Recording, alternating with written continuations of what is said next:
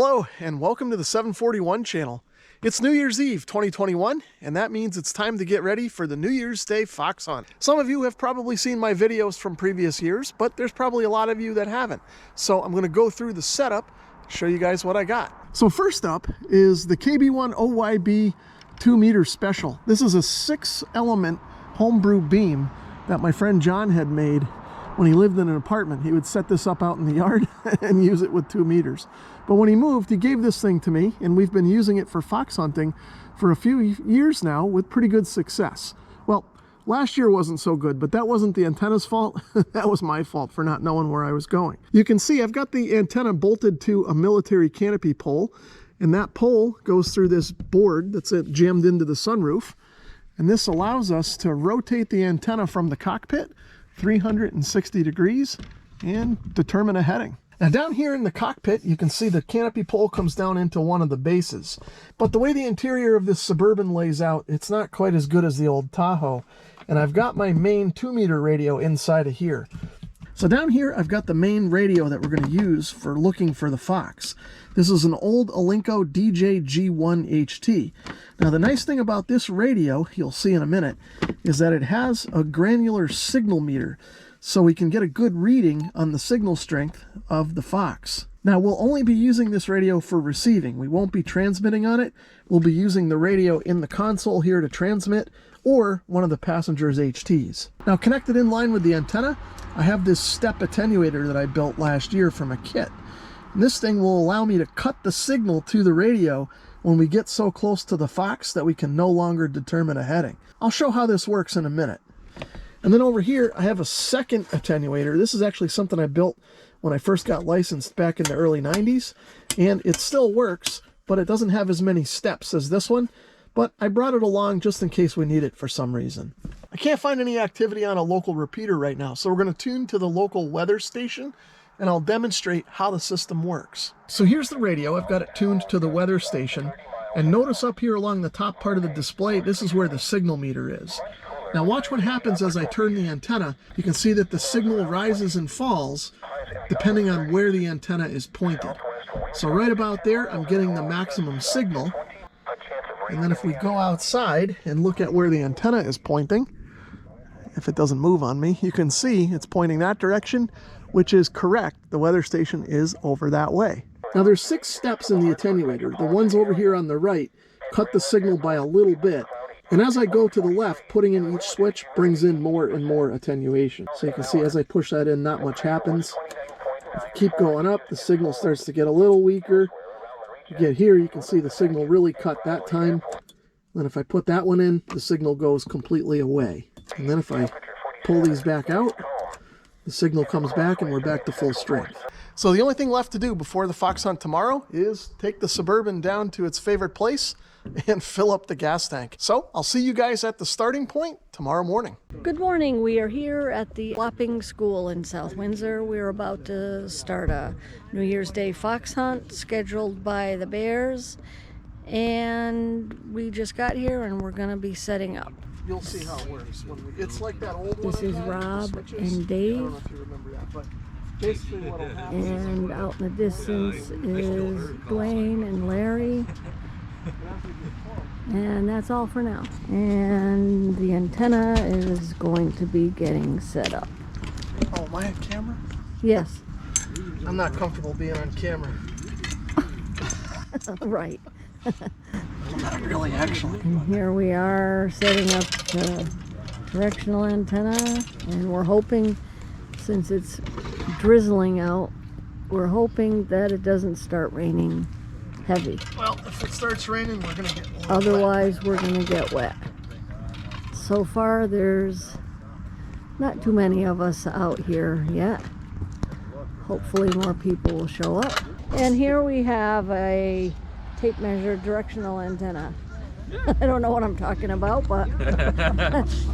And what your name again was, Josh? Josh, yes, Josh. AF1UD. And 1NUG. Casey, 1FUG. Everybody has various types of antennas. There's a couple other directional antennas. Good afternoon. This is OTUP from the Dealers Fox Hunt. We're It's 12:55. We're going to begin at 1 p.m. sharp. Good luck, everyone. It's about 1 minute before the start of the signal that the Fox is going to give. Everybody will take their antennas and do a test to see which way to head out for the Fox. Here it Good comes. afternoon and Happy New Year. Welcome to the year 2022. This is N1TUP, the Fox for today's Spears Fox Hunt. Let me get a report from somebody, anybody. Can you hear me at the starting point? No.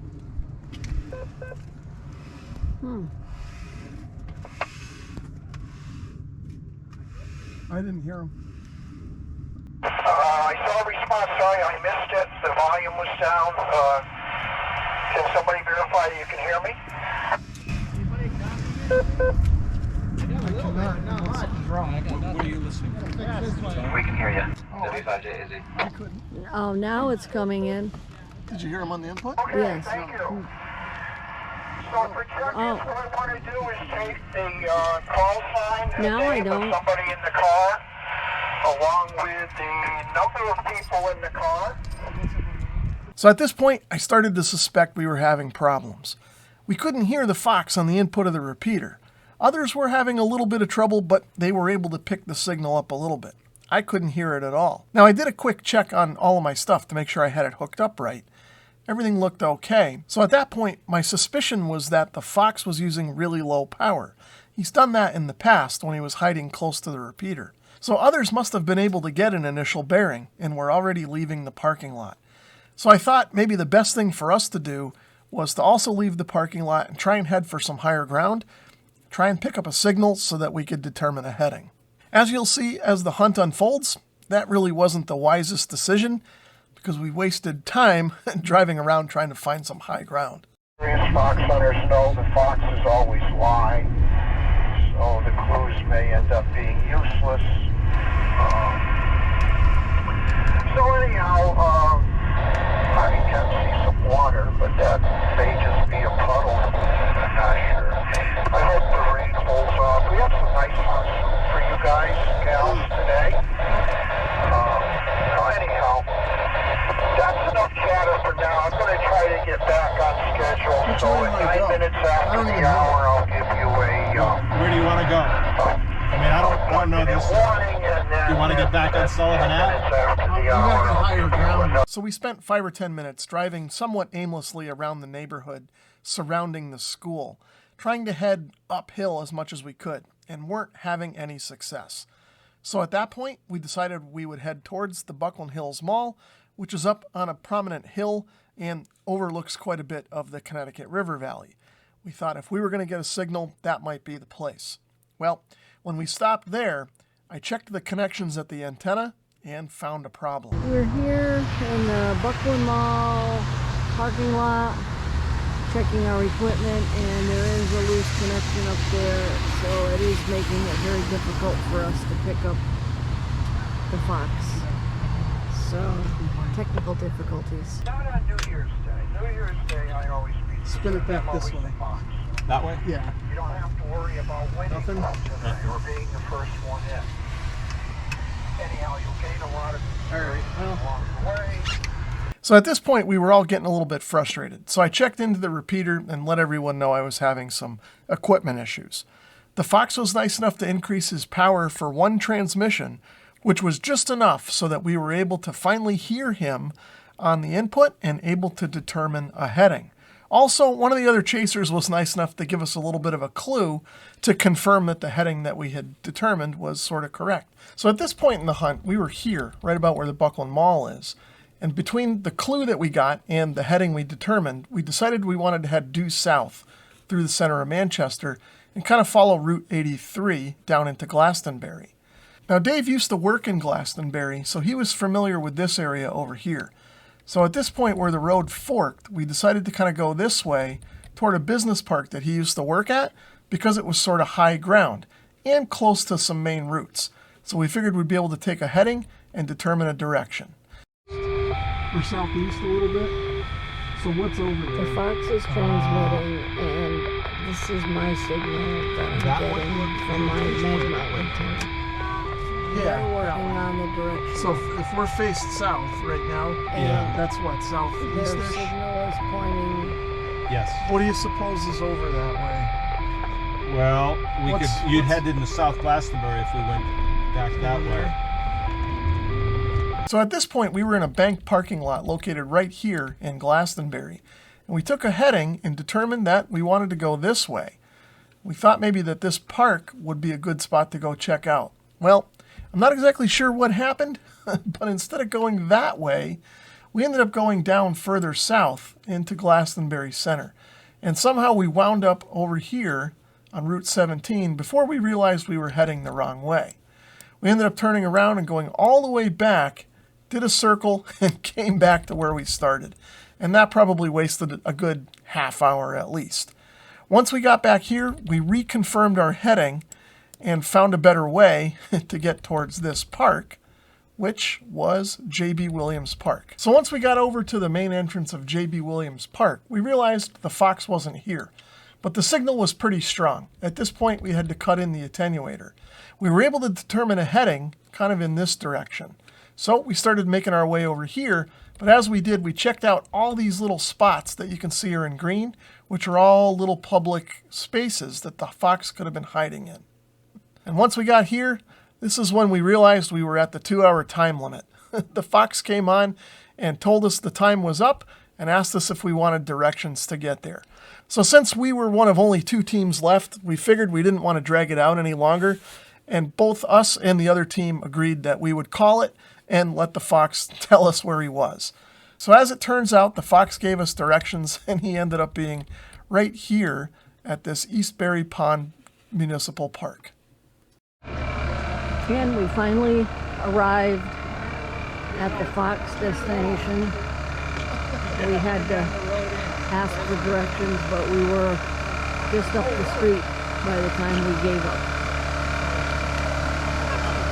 And we have hot soup. Everybody found it. We came in second to last. We're in Glastonbury at some municipal park. We had a little malfunction with the directional.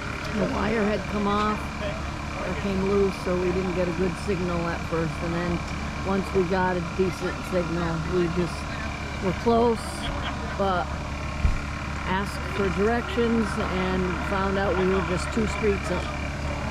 So we almost found it without help. And this is the New Year's Day fox hunt of 2022. So here's a look at the failure. As I mentioned earlier in the video, this is a homebrew antenna, and it's been beaten and banged around for the last couple of years. So what ended up happening is obviously this solder joint from the coax connection failed. Now what was interesting is that even though it had failed, the wire was still wrapped around here and making good enough contact for the antenna to at least partially work. The reason why this still partially worked is because that the metal was making contact, but the corrosion on the wire and the little bit of paint that's on this element here was sort of acting like an attenuator and not passing the full signal that it could have if this was properly connected to the wire. Once we got close enough, we were able to hear the Fox, and the antenna worked as it should. So despite the antenna failure and getting lost in an unfamiliar area yet again, we still had a lot of fun. Fox hunting has always been one of the aspects of ham radio that I've always had a lot of fun participating in. And even though we came in second to last this year, we still had a lot of fun participating in the hunt and playing radio for the day. And I picked up a few things that may be handy for next year. First, I need to do a better job checking my gear before I go out. And second, in addition to my attenuator, I think maybe next year I'm going to bring a receive preamplifier just in case we run into a situation like this again. I also want to thank my sister Lori, KB1WQK, for doing some of the filming, and her husband Dwayne, KC1FQV, for navigating and helping with troubleshooting some of the equipment. And last but certainly not least, I also want to thank Dave, WA1JXD, for doing navigating duties along the way. If you enjoyed the video, please give it a thumbs up. If you want to learn more about the Bears of Manchester Radio Club, check the link in the description below. Thanks for watching.